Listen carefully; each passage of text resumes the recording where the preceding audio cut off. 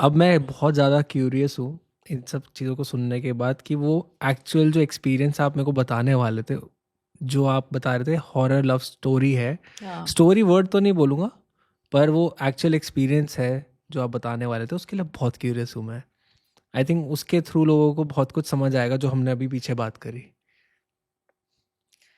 इसको मैं स्टोरी की तरह ही सुनाती हूँ, हालांकि ये एक रियलिटी है और मेरे दिल के बहुत करीब है।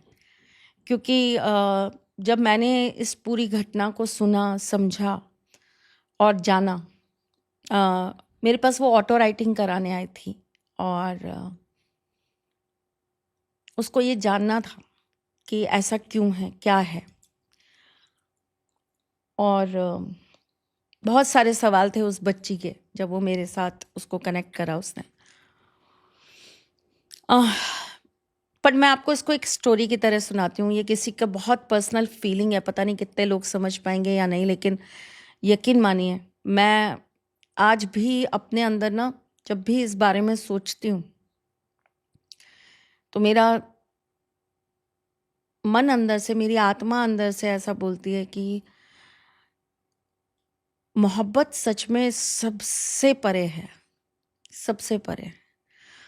मोहब्बत को ना हम लोग वैल्यू ही नहीं कर पा रहे। हम बहुत मूर्ख हैं जो हम प्यार को, इश्क को, मोहब्बत को कुछ समझते ही नहीं है, जबकि वो सच में बहुत पवित्र, बहुत पावन और ईश्वर से जोड़ने वाली चीज़ है। वो सबसे इजी साधन है, सबसे इजी साधन है। आप सिर्फ मोहब्बत कर लीजिए, आप ईश्वर के करीब हैं। ये कहानी शुरू होती है एक ऐसे व्यक्ति से जो अपने घर में अपने परिवार के कुछ लोगों के साथ रहता है और परिवार के कुछ लोगों में उनकी बिटिया है, उनके दामाद हैं और उनके आगे बच्चे हैं। एक संपन्न सा परिवार है, 3-4 लोग वो जो रहते हैं वो, और साथ में एक आधी उनके जो कर्मचारी हैं, जो घर के अंदर काम करते हैं, वो लोग रहते हैं। वो पिता एक दिन बैठे होते हैं और अपनी पुरानी एल्बम्स देख रहे होते हैं। जिन लोगों की कुंडली में चंद्र केतु का कॉम्बिनेशंस होता है ना, ऐसे लोगों को अपनी पुरानी चीज़ें देखने का बहुत शौक होता है। वो पुरानी चीज़ों को बहुत फ्रिक्वेंसी में देखना पसंद करते हैं। पुरानी घड़ियाँ, पुराना घर, पुराना वो मोहल्ला, and they feel very energetic. वहाँ जाके वो उन चीज़ों से गुजर के वो बहुत खुश होते हैं, बहुत एनर्जी आ जाती है उनमें, अलग सी एनर्जी आ जाती है। वो वैसे डल रहेंगे, लेकिन अगर आप उनको ऐसी जगहों पर, ऐसे माहौल में ले जाओगे, पुरानी जगहों पे, तो वो बहुत खुश हो जाएंगे।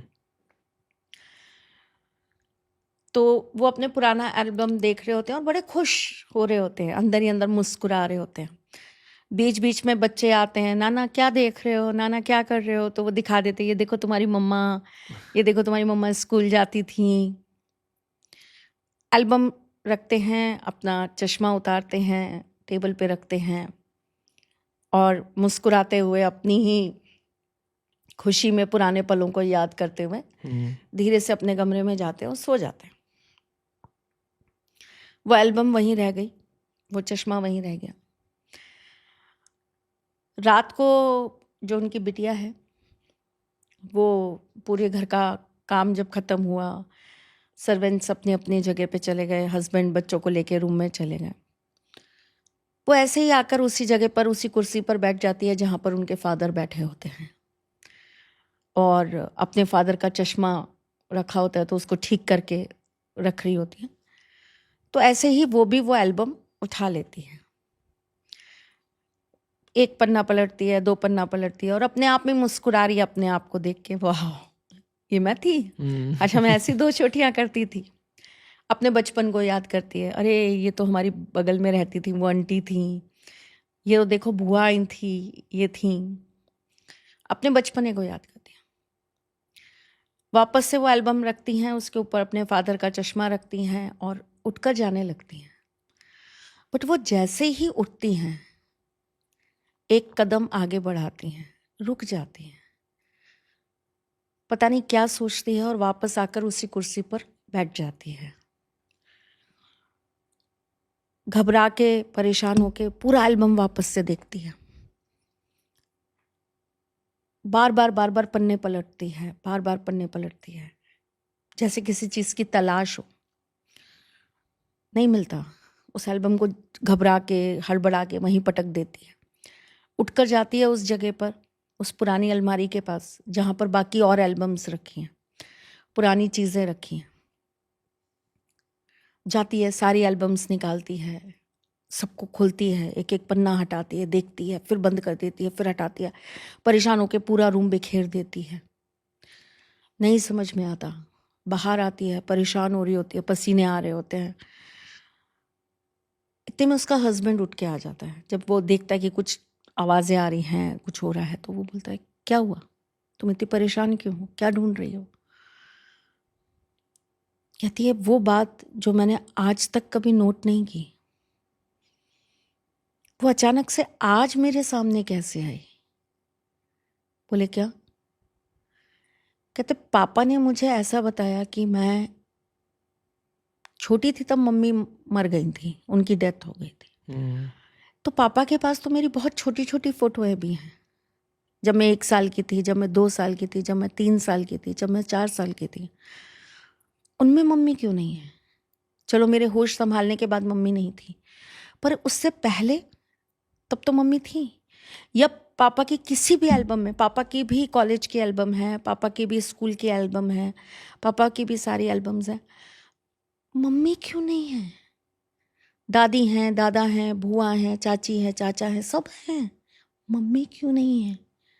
मेरी माँ की एक भी तस्वीर इस घर में क्यों नहीं है? कहाँ है मेरी माँ? कौन है मेरी माँ? अपने हस्बैंड को बता रही होती है और रो रही होती है, क्यों नहीं है मेरी माँ की कोई फोटो? क्या मेरे पापा मेरी मम्मी से प्यार नहीं करते थे? मेरे पापा ने मेरी मम्मी की कोई यादें अपने पास नहीं रखी। एक कपड़ा नहीं है पूरे घर में मेरी माँ का। उन्होंने कुछ टाइम तो स्पेंड किया होगा एक दूसरे के साथ, उस मोमेंट का कोई उनके पास में यादें नहीं है। क्यों? हैरान होने वाली बात है। बच्चे बहुत परेशान हुए, बहुत ज़्यादा परेशान हुए। हस्बैंड उसको जैसे तैसे समझा के बुझा के कमरे में ले गया, सुला दिया। अगले दिन उसके दिमाग में वही घूम रहा था। हस्बैंड ऑफिस चले गए, बच्चे स्कूल चले गए। चाय का कप लेकर वो अपने पापा के पास पहुंची और बोली, पापा मुझे आपसे कुछ पूछना है। बोले, हाँ पूछो। मम्मी कहाँ है इस घर में पापा? किसी सामान में, किसी कपड़े में, किसी अलमारी में, किसी तस्वीर में, कहीं भी तो नहीं है। माँ कहाँ है पापा? किसी के साथ भी माँ की फोटो नहीं है। माँ का परिवार कहाँ है? सब ददिहाल है, ननिहाल कहाँ है? मेरे मामा कभी क्यों नहीं आए? मेरी नानी क्यों नहीं आई? कौन थी मेरी माँ? कौन था उनका परिवार? फादर चुपचाप उठे और बिना कुछ कहे घर के बाहर निकल गए। शाम तक वो इंतज़ार करती रही कि आएंगे आएंगे आएंगे, नहीं आए।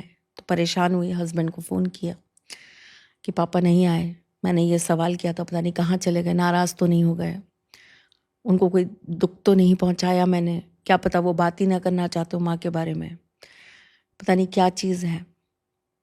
1 दिन निकला, 2 दिन निकला, 3 दिन निकला,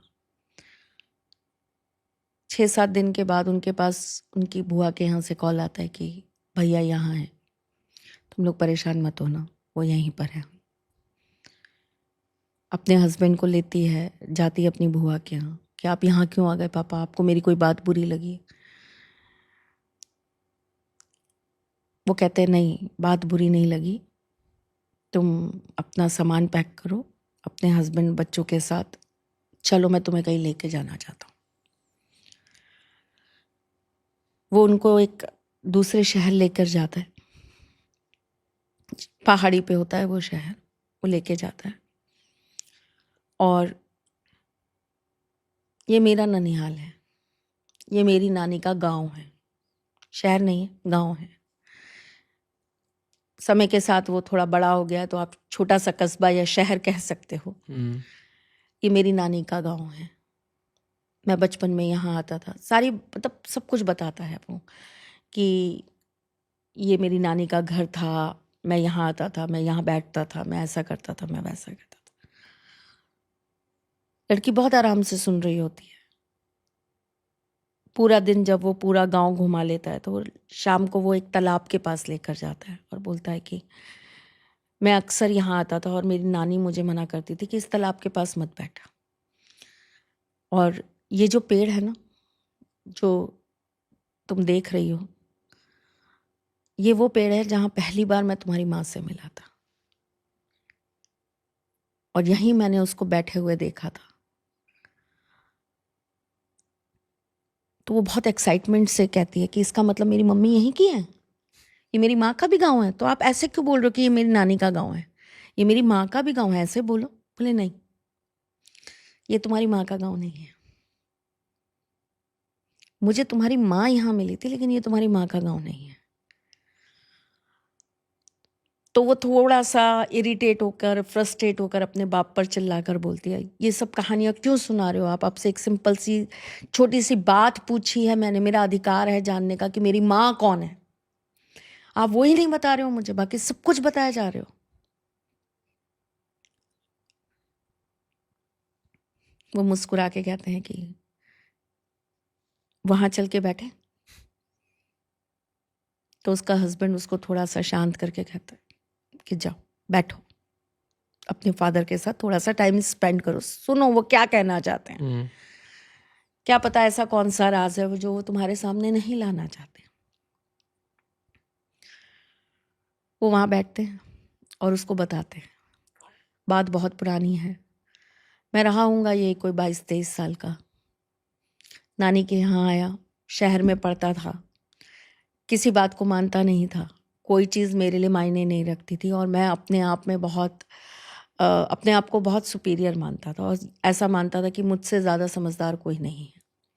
और मैंने अभी आपको बोला था ना, ऐसे लोग अपना विनाश करते हैं। वो बैठ गया और अपनी कहानी को बड़े प्यार से अपनी बेटी के सामने सुनाने लगा। मैं जब पहली बार इस गांव में आया ना, तो मेरी नानी ने मुझसे कहा कि तू सब जगह जाना, लेकिन इस तालाब के पास मत जाना, और अगर इस तालाब के पास जाना तो उस पेड़ के पास तो बिल्कुल मत जाना। नानी ने ये नहीं बताया कि क्यों नहीं जाना, क्यों नहीं जाना, और मैं नौजवान खून, मेरे अंदर इतनी क्यूरियोसिटी कि क्यों नहीं जाना, वहाँ ऐसा क्या है जो मुझे पकड़ लेगा, कौन है साला जो मेरे ऊपर कुछ कर लेगा। मैंने ऐसा कुछ किया ही नहीं है, मैं एक नॉर्मल सिंपल लड़का, मेरे ऊपर क्यों आएंगे भूत प्रेत, मुझे क्यों परेशान करेंगे भूत प्रेत।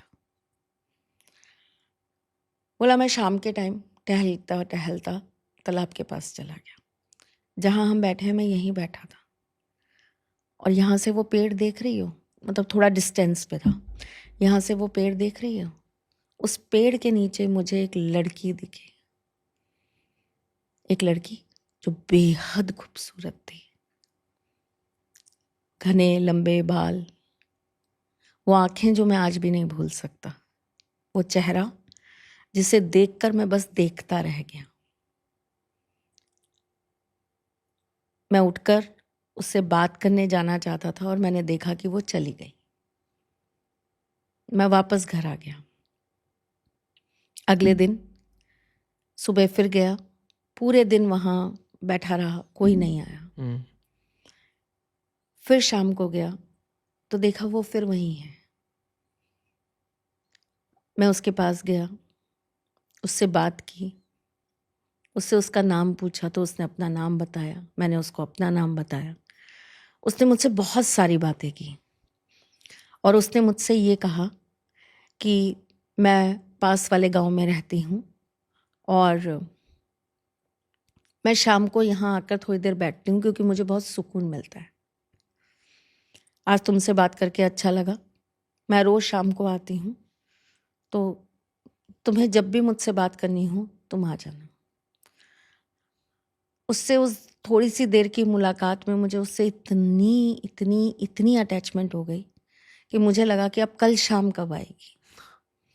दिन गुजरने लगे, 2 दिन, 4 दिन, 6 दिन, 8 दिन, कोई और दोस्त था नहीं उस गांव में, नानी के घर में कोई और था नहीं। नानी को ये कहकर कि गांव घूमने जा रहा हूँ निकल जाता था। उसके साथ जैसे जैसे जैसे जैसे समय निकालता गया, उससे और प्यार और प्यार और प्यार होता गया। और वो प्यार इतना जुनूनियत में बदल गया कि एक दिन मैंने उसको जाके सीधा प्रपोज कर दिया और उससे कहा कि मैं तुमसे शादी करना चाहता हूँ। तो उसने पलट के कहा कि मैं तुमसे शादी नहीं कर सकती। मैंने कहा क्यों नहीं कर सकती? बोली तुम नहीं जानते, हमारी शादी नहीं हो सकती। उसने कहा क्यों नहीं हो सकती, रीज़न तो बताओ। बोली नहीं हो सकती। ये कहकर वो चली गई। अगले दिन गया तो वो वहाँ नहीं थी। मुझे लगा शायद उसको मेरी बात बुरी लग गई। 2 दिन, 4 दिन, 6 दिन, 10 दिन, 15 दिन मैं गांव छोड़ कर चला गया। जब वो आई ही नहीं तो मेरे पास रुकने की वजह नहीं थी। मैं गांव छोड़कर चला गया। 6 महीने बाद उसे भूल नहीं पाया। दिल, दिमाग, जहन वही उसी में घूमता रहा। खुद को ही कोसता रहा, खुद को ही डांटता रहा कि गलती मेरी थी, मुझे बात ही नहीं करनी चाहिए थी, मुझे कहना ही नहीं चाहिए था शादी के लिए। उसे और थोड़ा वक्त देना चाहिए था, उसे और थोड़ा समझना चाहिए था, समझने देना चाहिए था। 6 महीने बाद मैं वापस, मुझसे रहा नहीं गया, मैं उसी गांव में गया। जब उस गांव में गया 6 महीने बाद, तो फिर उस पेड़ के नीचे जाकर बैठा, शाम को उसी तालाब के पास जाकर बैठा। वो नहीं आई। 1 दिन, 2 दिन, 3 दिन। लास्ट दिन मैंने सोचा कि अब मैं कल यहाँ से चला जाऊंगा। पता नहीं क्यों अंदर से ऐसा लगा कि 1 दिन और रुकता हूँ, शायद वो मिल जाए, शायद कोई बात हो जाए। मैं गया और वो वहाँ थी। उसने मुझे एक पता दिया और उसने मुझसे कहा कि इस पते पर चले जाना और यहाँ पर तुम्हारे लिए एक अमानत है, और अगर तुम मुझसे सच्चा प्यार करते हो, तुमने सच में मुझसे मोहब्बत की है, तो तुम मेरी इस अमानत को जिंदगी भर अपने कलेजे से लगा कर रखोगे। ये बोलकर वो चली गई। मैं उस जगह गया तो मुझे पता चला कि जिस लड़की से मैं मोहब्बत कर रहा था वो लड़की नहीं, एक भूत थी। वो 6 महीने पहले मर चुकी थी। वो अमानत क्या थी? उसकी बेटी, जिससे वो बात कर रहा था। और उस बच्ची को जन्म देते वक्त ही उस औरत की मृत्यु हो गई थी। और जब उस लेडी की डेथ हुई, कुछ दिनों बाद उसका जो हस्बैंड था, यानी कि उस बच्ची का जो बाप था, उसने शादी कर ली और वो गांव छोड़ के चला गया। तो वो जो बच्ची थी वो उसकी दादी के पास थी, वो उसको पाल रही थी। वो वहाँ गया, उसको सब कुछ पता लगा। उसकी दादी ने कहा कि मेरे को समझ नहीं आता, मुझे कुछ हो जाएगा, इस बच्ची को कौन देखेगा? तो उसने बोला कि वो मेरी रिलेटिव थी जो आपकी बहू थी, और वो उसने मुझे संदेश पहुंचाया था। मुझे आने में समय लगा, लेकिन उसने मुझसे कहा था कि इसकी परवरिश मैं और मेरा परिवार करें। उस बच्ची को लेकर वो आ गया और उसने अपनी बेटी का हाथ पकड़ के कहा कि मैंने निभाई ना मोहब्बत।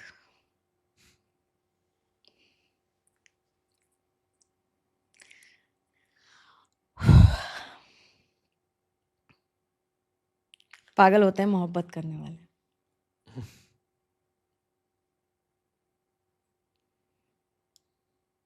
ये केस आपने जब फर्स्ट टाइम सुना था तो डील कैसे इससे किया? बुरा हाल था जो अभी है। मुस्कुरा रही थी, रो रही थी, समझ नहीं आ रहा था क्या करूं।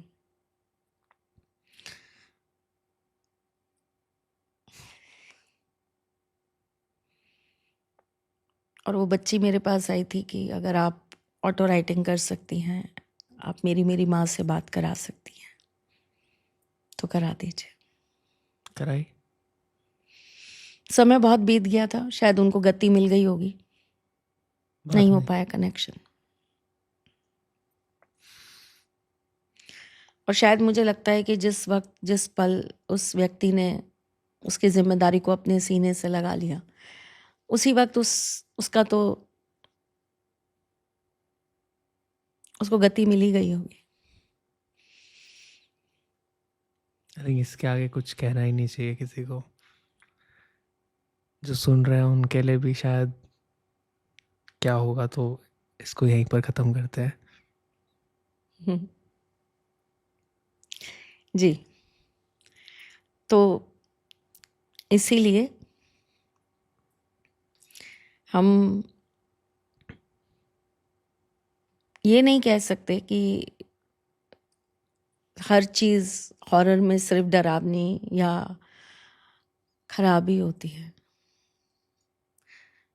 कभी कभी जिनकी अतृप्त इच्छाएं रह जाती हैं, जो पीछे से बहुत कुछ ऐसा छोड़ जाते हैं जिनकी वजह से वो परेशान हैं, भटक रहे हैं, उनको सुनने वाला भी कोई चाहिए। हर आत्मा अग्रेसिव नहीं होती। पर ये देखो ना कि वो उसको दिख रही थी, हाँ। वो उससे बात कर रही थी, सिर्फ उसी से क्यों? दिख वो औरों को भी रही होगी, उसने औरों से भी कनेक्ट करने की कोशिश की होगी। तभी शायद उन्होंने बोला था वहां मत जाना। हाँ, पर किसी के अंदर वो जुनूनियत नहीं थी, वो प्यार नहीं था। पर आप उस लड़के के बारे में सोचिए ना, उसने उस एक प्यार को, उसकी एक अमानत को ही अपने गले से लगा लिया। कितनी खूबसूरती से इस मोहब्बत को निभा लिया।